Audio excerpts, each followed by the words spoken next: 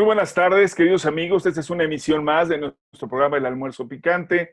Hoy estamos muy contentos porque tenemos como invitado al diputado Ricardo Ruiz Suárez al Congreso de la Ciudad de México, compañero distinguido, militante de la izquierda de nuestra hermosa ciudad, pero también de todo el país. Ha sido un reconocido militante de muchos años. Es un compañero a quien hemos tenido la oportunidad de conocerlo como secretario de gobierno, director general de gobierno, presidente en su momento del Partido de la Revolución Democrática en la ciudad. Y sin duda hoy, bueno, pues acaba de terminar su periodo como coordinador al frente de la fracción de Morena en el Congreso. Y bueno, además de su vasta experiencia como político, como abogado, pues es una persona que sigue teniendo un nivel de influencia importante y por eso hoy lo hemos invitado. Y te agradecemos mucho, Ricardo, que estés con nosotros en este programa. Ulises, ¿cómo estás? Muy buenas tardes a todo el público, muy buenas tardes. Un gusto estar contigo y con ustedes. Muchas gracias. Pues como siempre les platico, están con nosotros nuestros amigos, el internacionalista Carlos Gómez. Bienvenido, Carlos. Nuestro compañero, abogado también, especialista en temas, pues de muchos, pero en particular de los temas relacionados con la Ciudad de México y la vivienda, nuestro querido amigo Oscar Ruiz. Y por supuesto Ulises. También nuestro compañero Sigifredo, que es el que se hace cargo en buena medida de este hospedaje en estos mecanismos electrónicos. Gracias, Sigi. Gracias. A la orden, Ulises. Bienvenido. Pues mira, Ricardo, mi querido Ricardo, agradecerte la invitación, porque pues quisiéramos que nos platicaras un poco en esta emisión que hacemos sobre pues algunos recientes acontecimientos importantes en el Congreso. Sabemos que se suspendieron actividades por razones que todo el mundo sabe, que son esta pandemia que hemos estado padeciendo, pero recién también aprobaron que pudiera existir mecanismos de decisión que ahora estarían muy de moda también, como son estas formas virtuales de contacto. Pero además llevaron incluso a la situación ya de ponerla en práctica, y el pasado viernes hubo una sesión, digamos, un pleno extraordinario vía la forma esta de distancia que conocemos por videoconferencia, y la aprobación de algunos importantes acuerdos. Pero quisiéramos empezar primero que nos platicaras de este mecanismo, de esta innovación, su impacto y sus alcances que tú consideras que va a tener, si ya realmente llegaron para quedarse, si esto va a modificar en mucho la forma de legislar, o es solamente un asunto temporal, o habrá que hacer como una tarea ya sobre la cual debemos de seguir marchando. ¿Qué opinión te merece, mi querido Ricardo? Sí, por supuesto, Ulises. Sí, bueno, yo creo que estas nuevas formas de comunicación que estamos adoptando, pues han sido obligadas evidentemente por un acontecimiento extraordinario. Nos hemos tenido que adaptar de manera muy acelerada a esto. Todavía no lo conocemos bien. A mí todavía me cuesta mucho trabajo de pronto, que si el sonido, que se apague el micrófono, que si todo esto que no manejábamos previamente. Sí es una medida extraordinaria, pero es algo que llegó para quedarse. O sea, en esto que se ha mencionado como la nueva normalidad o lo que va a acontecer después de esto, tenemos que pensar que nos ha obligado, o sea, de manera forzosa hemos tenido que arribar a algo que teníamos que haber hecho desde hace tiempo de manera gradual. Utilizar formas diversas de comunicación, utilizar mecanismos que permiten llegar a más gente, que permiten establecer comunicación con muchas gentes. Yo te puedo decir, por ejemplo, que en estos días que hemos tenido sesiones virtuales, nos ha escuchado como Congreso mucho más gente que la que nos escuchaba normalmente en las sesiones. En las sesiones pues éramos nosotros, somos nosotros ahí en Donceles, los asesores, las asesoras, y de pronto alguien que pues, se conectaba, ¿no? En horas. Ahora el público es mucho mayor, hay una interacción. Entonces, ¿esto qué nos dice? Tenemos que innovarnos. Yo, por ejemplo, todos los diputados tenemos por obligación tener un módulo de atención. Este módulo, pues de pronto, cuando ya no podíamos ir, ya no podemos estar ahí, pues ¿qué hacemos? Tuvimos que meternos a este trabajo. Yo te puedo decir que yo y prácticamente todos los diputados y diputadas, cuando nos nos hemos ya adaptado un nuevo mecanismo que nos han aplaudido. Por ejemplo, las clases, hay clases de diferentes cosas para la gente, pláticas diversas, pues ahora nos conectamos, tenemos horarios y la gente que nos ve es mucho mayor. Nos han dicho que demos. Entonces, contestando, cerrando, estos mecanismos son mecanismos que llegaron para quedarse, están innovando, nos van a permitir tener contacto con mucho más gente que la que tenemos ahorita y además de manera interactuante. No, pues maravilloso. Ahora, ¿cómo fue la experiencia? Y ya comentaste lo de las comisiones que han tenido alcances. ¿Cómo viviste la experiencia del pleno del pasado viernes, que hubo un momento en que parecía que se hacía una sesión interminable y sin embargo sacaron los acuerdos? ¿Cómo Sí, se vive ese momento del debate, fíjate, sobre todo legislativo? fíjate que lo voy a conectar las dos preguntas. A ver, cuando se viene este problema de la pandemia, de pronto se interrumpió el trabajo del Poder Legislativo, que estábamos en un momento muy importante, pues estábamos a Así es. punto de terminar el periodo de sesiones con temas que nos obligaba la Constitución a sacar y con otros temas urgentes. Se vino un tema que tiene que ver con esto, es decir, un sector, la oposición a nosotros, el PRI, el PAN, el PRD, para hablar en concreto, pues empezaron a obstaculizar el tema de que pudiéramos tener reuniones virtuales. ¿Por qué lo obstaculizaron? Pues por supuesto que su planteamiento era, bueno, no vamos a tener control y va a llegar a más gente, pero el argumento era un argumento conservador, que ese es un poco el problema. O sea, hay visiones conservadoras, seguramente a tu pregunta, por ejemplo, una visión conservadora se diga, no, hay que regresar a la normalidad, a lo que hacemos, porque la ley, el reglamento. Nosotros decíamos, a ver, si es un problema en todo el mundo, hay una causa justificada para que innovemos y podamos trabajar de manera muy intensa en comisiones y en pleno de manera virtual. No se pudo, se obstaculizó, hubo una serie de problemas muy diversos, de tal manera que nos obligó a que temas muy importantes, por ejemplo, como el tema de la violencia política en contra de las mujeres, que teníamos que legislar para que fuera vigente en el próximo periodo electoral, se obstaculizó y no se pudo legislar. Este tema de la ley de austeridad y de la necesidad de que el gobierno tenga mecanismos ágiles, también se hubiera podido hacer de manera virtual, de manera mucho más amable, con consensos, y no esto que sucedió, que tú decías, una reunión maratónica donde la oposición podía obstaculizar argumentando que formalmente no se había hecho bien, que faltaban tales y cuales cosas, y finalmente también obstaculizando esta posibilidad de que el gobierno tenga mecanismos mucho más ágiles que los que tiene para atender una emergencia. Se les olvida que no estamos en una situación normal. Se quiere aplicar la fracción 5 del reglamento cuando estamos en una pandemia mundial que requiere que cambiemos y que tengamos leyes ágiles que se adecúen a la realidad, no al revés. Pareciera ser que la realidad se tiene que adecuar a los artículos. Y si no, peor para la realidad, dices, ¿no? Es verdaderamente absurdo, como esa frase que conocemos, ¿no? Si está el derecho y la realidad, peor para la realidad, ¿no? Porque hay que aplicar algo que es caduco. El Por mundo eso, al revés. Sí. Muy bien, pues mira, tiene una pregunta que quiere formular Carlos Gómez. Adelante, Carlos. Muchas gracias, maestro. Ricardo, bienvenido, que sea la primera de muchas. Sigifredo, Oscar, siempre un gusto el coincidir con ustedes en estos programas. La transición al e-gobierno, como bien has planteado en tus intervenciones, era algo que tenía que suceder y, vamos, la pandemia solamente agilizó o hizo más imperativo el que se hiciera el e-gobierno y la transición a lo mismo. La nueva oficina que la jefa de gobierno, Claudia Sheinbaum, diseñó para precisamente tener ese tipo de aplicaciones, diseño de software, etcétera, etcétera, vamos, tendrá que tener una participación mucho más importante en el futuro de lo que dure la pandemia.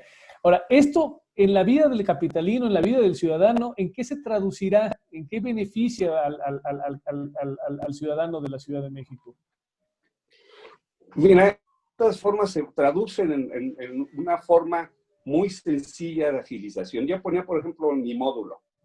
En mi módulo que está aquí en Miramontes, en Coyoacán, canal de Miramontes, está abierto, en días hábiles, como cualquier otra oficina, la gente que puede va. Muchas gentes que nos dicen, oye, pues es que son horas hábiles, yo trabajo, tengo problemas, ¿cómo le podemos hacer para conectarnos?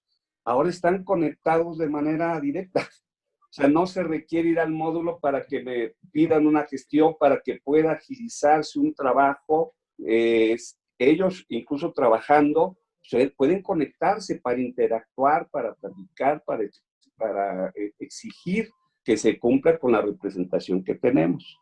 Un ejemplo, estoy en un doctorado en Derecho. En ese doctorado platicamos un libro que habla metafóricamente, pero en términos reales de lo que pasa ahorita, de la muerte de los abogados, se llama, de la muerte de la abogacía. ¿Qué nos dice? ¿Qué está pasando? Pues lo que está pasando ahorita. A ver, es mucho más fácil que alguien, un ciudadano que tiene un problema laboral, civil, penal, se conecte a través de estos mecanismos sin tener que ir al despacho, sin tener que llegar, esperar a que llegue el abogado, que lo atienda, volver a regresar para firmar un documento. Se ha agilizado. ¿Qué se está diciendo?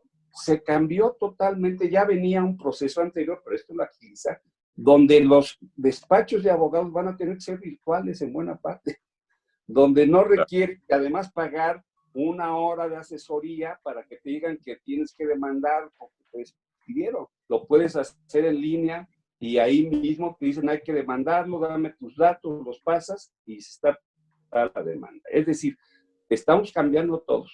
Los médicos está pasando lo mismo con mis hijas, con el pediatra. ¿Qué estamos haciendo? Pues de manera virtual nos están recetando, nos piden algunas cosas básicas, tomen la temperatura, haz esto, compra un aparatito para la presión, ¿cuáles son tus indicadores?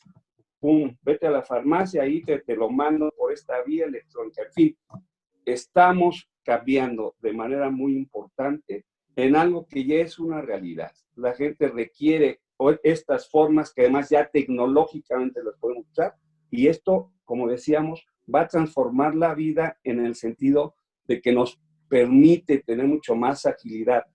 Obligación del gobierno para tener estos servicios. En la Procuraduría lo están haciendo, en todo lado lo están haciendo, es decir, ya, esto va a quedarse. Puedes denunciar, no tienes que esperar 5 horas ahí a que te atienda un ministerio público, mándame denuncia y nos obligamos a contestar.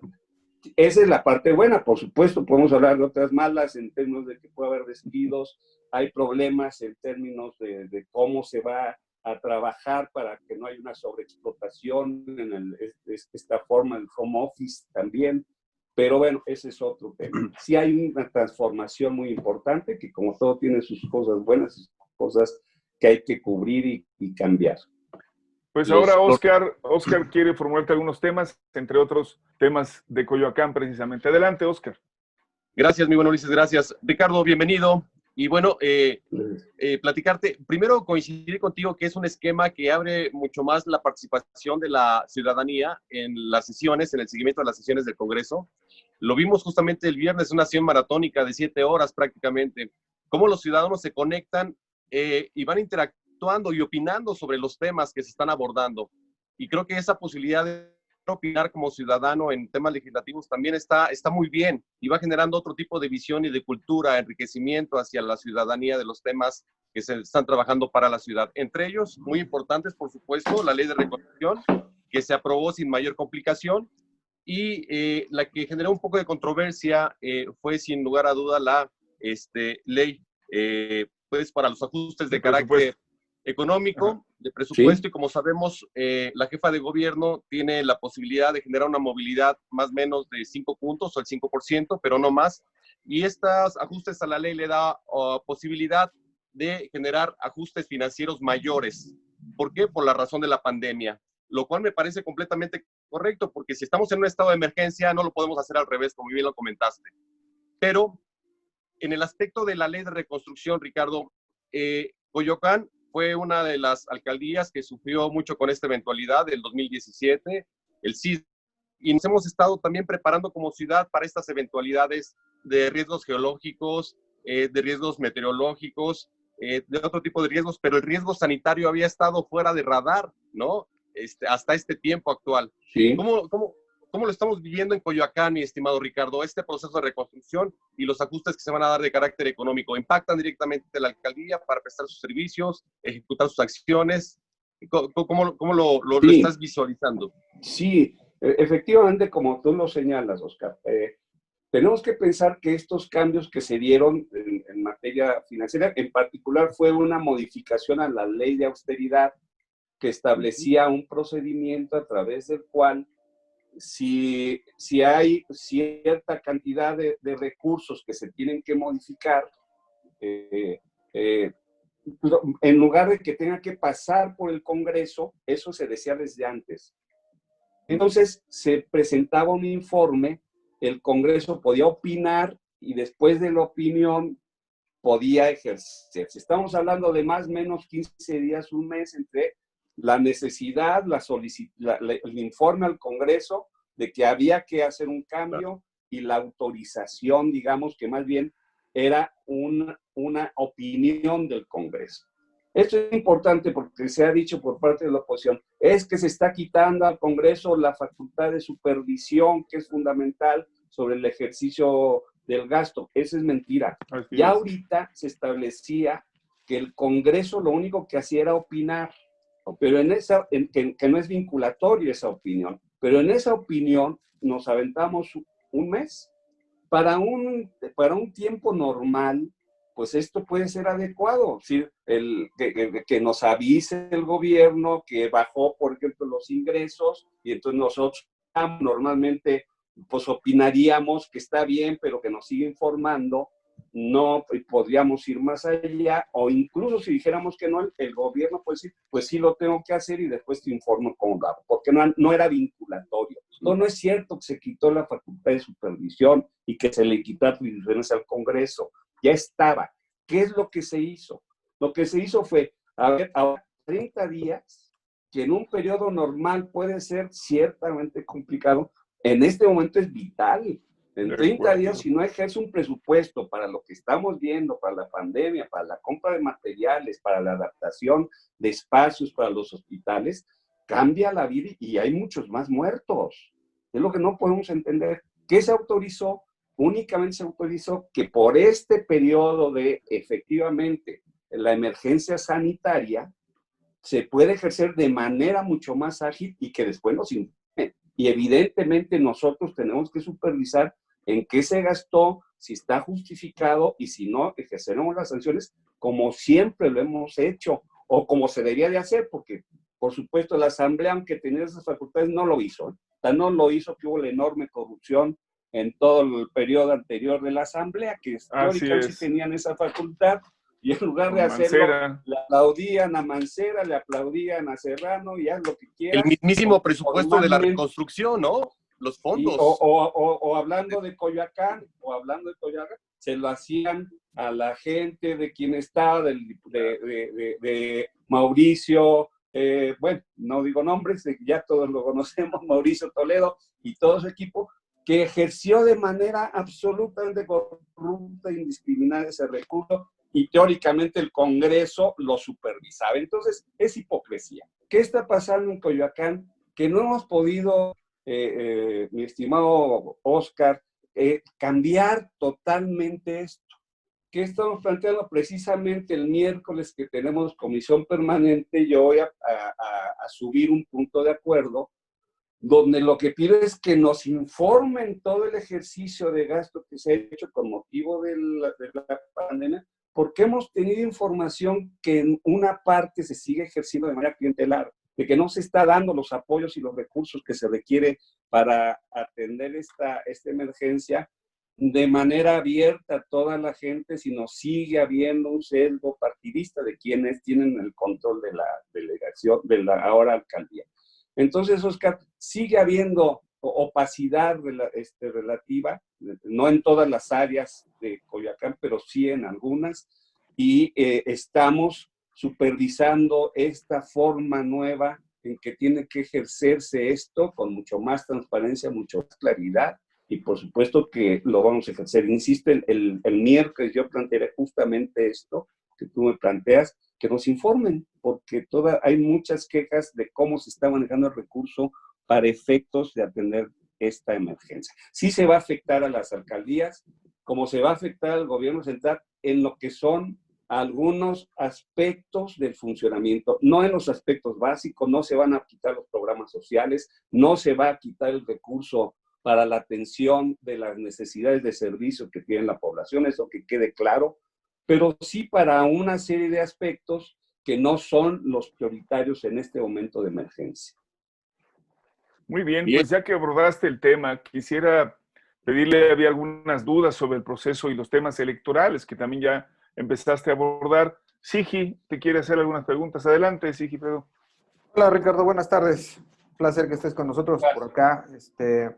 Pues sí, efectivamente, en el tema de los procesos que vienen, que va a ser sumamente importante para todo el país, pero en el caso de la Ciudad de México, porque estrenamos una modalidad, una forma distinta. Entonces, creo que inclusive para mucha gente todavía queda medio vago cómo va a resultar esto, ¿no? Uno de los aspectos y que ha tocado el Congreso y que es una parte esencial en la forma rectora de este poder en la Ciudad de México es pues el tema de las reelecciones.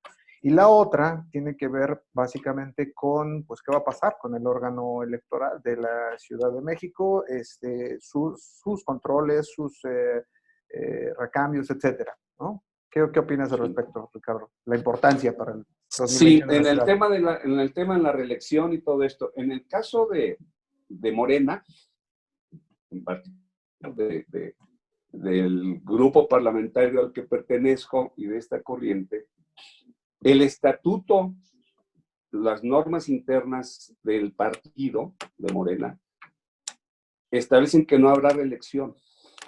Es decir, que quienes ya estamos ejerciendo un cargo actualmente no podemos reelegirnos para el mismo cargo. Interesante. Eso es interesante porque la normatividad, la ley, las normas electorales, tanto federales como locales, incluso la Constitución de la Ciudad de México, no establece eso. La Constitución sí da esa posibilidad de que exista reelección. Entonces aquí vamos a meternos en un tema de conflicto interno en términos normativos. Así es. ¿A qué le hacemos caso? Le hacemos caso a nuestra norma interna, que es una norma que habla de una serie de principios. ¿Para qué se puso que no habría reelección? Pues para evitar lo que sucedió con los partidos anteriores. En particular el PRD, de la cual mucha gente venimos, que ahora estamos en Morena. Pues que hay gente que se mantuvo ya en el poder, simplemente cambiaron. Hay casos donde se cambiaba entre algún pariente, a veces la esposa, a veces alguien, y siguen turnando. Y lo que hizo fue concentrar, hacer grupos de poder territoriales en Coyoacán, en Gustavo Madero, etcétera. Hasta nombres y apellidos tenemos en cada zona. ¿Quién tenía el control caciquil, como sucede en los cacicazgos del país? Para eso se planteó que tendría que haber un recambio y que en Morena no iba a haber eso. Sin embargo, va a venir pues, una discusión necesaria, ¿no? ¿Por qué? Porque constitucionalmente sí se puede. Seguramente va a haber gente dentro de Morena pues, que va a plantear un conflicto, decir, oye, en mi partido no me dejan, pero ¿qué está por encima? ¿Está la norma o está la norma constitucional o está la norma reglamentaria? Evidentemente, este es parte de un acuerdo político interno y evidentemente quien lo haga pues, estará conflictuándose internamente dentro de ese partido. Pero va a ser un tema interesante. Entonces, ese tema de esto, hay quienes ya pues plantean casi en automático, dicen, bueno, pues es claro que va a haber reelección en tales alcaldías, va a haber reelección en tales diputaciones. No está claro todavía, cuando menos formalmente va a haber una discusión, formal y políticamente va a haber una discusión política sobre ese tema. Como todo, nuevamente tiene sus pros y sus contras. ¿Cuál es la ventaja de que no hubiera? Pues que tiene que haber una movilidad interna que permite que toda la militancia tenga posibilidad de este trabajo que se refleje en la representación y evitar los controles internos y cacicazgos. Ese es lo bueno. Lo malo es que este ciclo de aprendizaje necesario para poder ejercer de mejor manera, por ejemplo, las diputaciones, se pierde, ¿no? Entonces, quien llega, que no ha tenido la experiencia, tiene que pasar un ciclo de errores naturales que tiene que pasar. La ventaja de la reacción es que das mucha solidez, por ejemplo, en el caso del Poder Legislativo, a quien ya cursó una experiencia y tiene mucho más claro qué hacer, cómo hacerlo, qué mecanismos utilizar para controlar a los gobiernos, para legislar de mejor manera. Entonces nos avisora, estaremos pendientes de eso. Creo que con ustedes sería interesante que hagamos un seguimiento de este tema importante, ¿no? Es en ese tema, fíjate que digo, es una parte de la pregunta que te hacía Sigi, pero hoy en la mañana, en la mañanera, como le llamamos, ¿no? La del presidente de la República, sí, señaló que habrá una evaluación importante de los organismos, sobre todo el Instituto Nacional Electoral, de su estructura. Tú has estado seguramente dándole seguimiento a esto de el papel de los órganos autónomos. Hay una gran controversia al respecto de sus resultados, de su diseño. Para el caso del Instituto Electoral, tenemos, además de las elecciones de alcaldes, de diputados, también tenemos las de diputados federales. Habrá que ver que tendremos estas figuras que están también asociadas a las alcaldías, que son el equivalente a regidores, que son los concejales. También dijo que iban a revisar el tema de las regidurías. ¿Cómo estás visualizando? ¿Habrá alguna reforma mayor de fondo también? ¿Habremos de cambiar al Instituto Electoral, al órgano local, al órgano político electoral local, o no? Mira, mi experiencia en el proceso pasado, yo fui el representante, acordemos que yo fui en una fórmula con Alejandro Encinas para la diputación en el distrito de Coyoacán. Yo estaba como suplente del diputado Encinas. Entonces, al mismo tiempo fui su representante, fui el representante en el órgano electoral. Entonces, me tocó estrenar estos cambios que se hicieron del IFE al Instituto Nacional, esta cuestión de los órganos locales que ahora son OPLES, ¿no? Y yo quiero decir, es mi experiencia personal, no necesariamente es la de todo el mundo. Me parece que sí dejaron muy cortos a los órganos locales. O sea, se le quitó una buena parte de las facultades que tenían en aras de que hubiera mayor control. O sea, también lo entiendo. Había en los estados mucha corrupción en muchos lados. Los gobernadores tenían el control de los órganos locales. Las manos, sí. Entonces se les quiso quitar, pero al querérselos quitar también se dejó vacío la función de estos órganos locales. Por decir algo, el caso de las casillas, ¿dónde van a estar ubicadas las casillas? Que es una de las partes importantes del proceso. A mí me tocaba ir al órgano electoral local y en ese órgano lo único que nos decían es la sesión, toda la sesión era para decirnos que ya había un acuerdo nacional del Instituto Federal Electoral donde habían decidido dónde iban a estar las casillas. Entonces, como informe, nosotros pues aceptábamos el informe. En todo caso nos decían que podíamos hacer un acompañamiento para opinar sobre si estaban bien o no las casillas ubicadas, las casillas únicas en tal o cual lugar. Pero realmente fueron los órganos federales los que determinaron eso. Buena parte de las sesiones eran sesiones informativas. Hubo sesiones, no miento, donde yo estuve en sesión 15 minutos. La sesión se informa de cuáles son las ubicaciones, se informa de las decisiones del órgano federal, del órgano que estableció, que controlan básicamente la elección federal, y se nos informaba. ¿Qué creo yo? Que ahorita ya no hay posibilidad de reformar, ya no estamos en ese momento, pero sí tenemos que hacer una evaluación muy seria de si este es el mecanismo que vamos a seguir utilizando, o como yo creo, tenemos que rediscutir que esta forma centralizada o tan centralizada que existe, creo que se fue al extremo. Entendemos que tuvo una función y que sirvió para la elección anterior, para que no hicieran de las suyas totalmente los gobernadores, pero creo que ahora tenemos que regresar a dotar a los institutos locales de mucho mayor fuerza para que no sean solamente una ventanilla de la elección federal, sino que sea una elección en forma donde podamos participar de manera más activa. También es un tema que tenemos que seguir. Hay toda una discusión presupuestal ahorita en relación con la pregunta que me hacía Sigifredo. Sí hay una discusión, sí creemos que ha habido pues, despilfarro de recursos en los órganos locales, porque hay muy buenos salarios, porque hay contrataciones, hay bonos, ¿no? De repente decimos, hay alguien que ya gana bien porque se le contrata para tal función, termina el proceso electoral y se le da un bono por haber ejercido esa función. Dicen, oye, pero pues para eso se le contrató. ¿No? Es como si alguien, pues cualquier trabajador, pues le dijera, oye, te contrato. El bono de puntualidad, mi querido Richard. Un bono por haberlo hecho, oye, pues para eso te contraté. Entonces sí había mucho despilfarro, sí se requiere mayor austeridad. Quiero también dar crédito. El Instituto Electoral ahora, el local de la Ciudad de México, estableció un recorte propio de ellos mismos. Ellos decidieron recortar su recurso para darlo a la emergencia, lo cual habla muy bien del instituto.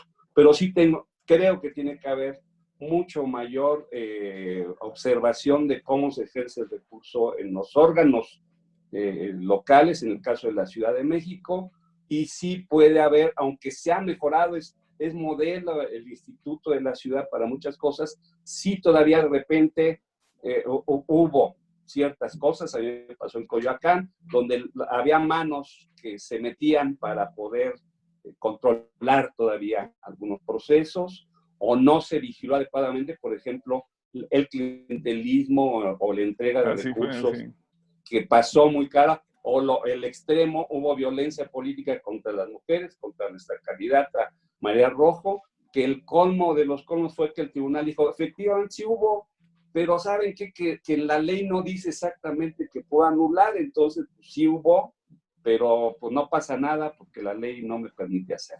Entonces, cuando creo que debería de haber una mayor intervención para que el órgano electoral, el árbitro de la contienda, realmente juegue un papel importante, como en una pelea de box, ¿no? Pues vemos que alguien le está metiendo, le está picando los ojos y diga, pues sí. O mordiéndole la oreja. Porque el reglamento no decía que con el dedo pulgar, nada más decía que con el meñique, ¿no? O sea, a ver, es una forma muy, muy restrictiva y formalista de entender el papel de un árbitro en un proceso electoral. Pues Ricardo, estamos en el vértice, como siempre. Ya ves que estos programas, aunque va a ser uno de tantos, queremos cerrar porque ya se nos está acotando el tiempo. Quisiera yo que pudieras mandarle un mensaje, además tú que trabajas mucho en tu comunidad, allá con tu módulo, hemos visto las actividades y el trabajo. Hay una realidad que ha generado también todavía esta situación de confusión. Si el semáforo naranja, si el semáforo rojo, si estamos, todo lo hemos dicho en este programa, estamos en una situación de riesgo, no juguemos más. ¿Cuál sería tu mensaje a la comunidad desde la perspectiva como diputado y para... Mira, efectivamente, yo creo, desde mi punto de vista, la autoridad ha tratado de hacer de manera muy clara, ha establecido reglas, las ha repetido, las vuelve a repetir, pero sin embargo, de pronto sí, o sea, estamos como en una necesidad ya de entrar a esa normalidad y de pronto nosotros mismos, bueno, pues si hago tal cosa, creo que no pasa nada porque es la nueva normalidad. A mí me ha tocado pláticas con la gente así en la calle, que, oye, ya se quitó el tapabocas, es que ya dijeron que se puede, ¿no? ¿Quién le dijo? Es que un amigo de un amigo de un amigo me dijo que eso es lo que dice. O los que traen el tapabocas de hamaca de papada, ¿no? Por ejemplo. O también, ¿no? Que es para trabajar. O sea, para los que de bufanda. Pero no sirve absolutamente de nada. Entonces, ¿cuál sería el mensaje? Que podamos trabajar conjuntamente como comunidad, que hagamos comunidad. Nosotros mismos platicando con la gente, tratando de convencer de que no hemos salido de una situación muy conflictiva, de que incluso donde ya se salió en algunos países como China y otros, hay rebrotes. Hubo rebrotes, pandemia, que es una pandemia que no habíamos conocido y que por lo tanto implica mucha responsabilidad de todos. Todos ayudemos a que estas reglas se cumplan y que en la medida de lo posible, podamos seguir haciendo lo que tenemos que hacer por otras vías, como es esta, la vía de la interacción por otras formas de comunicación, y no pongamos en peligro a los demás. Hay rebrotes porque hay rebrutos, o sea, ya. O sea, que la banda Muchas se gracias, vean. muchas gracias, Ricardo. Sí, inconscientes, gente inconsciente que no hace caso de esto y que malinforma y malinterpreta. Los medios de comunicación también juegan un papel importante en la responsabilidad que todos tenemos que ver. Vamos a salir, Sin se duda. está haciendo lo necesario por parte del gobierno, todo lo que esté en sus manos. La otra parte de esta comunidad Así que nos tenemos vamos.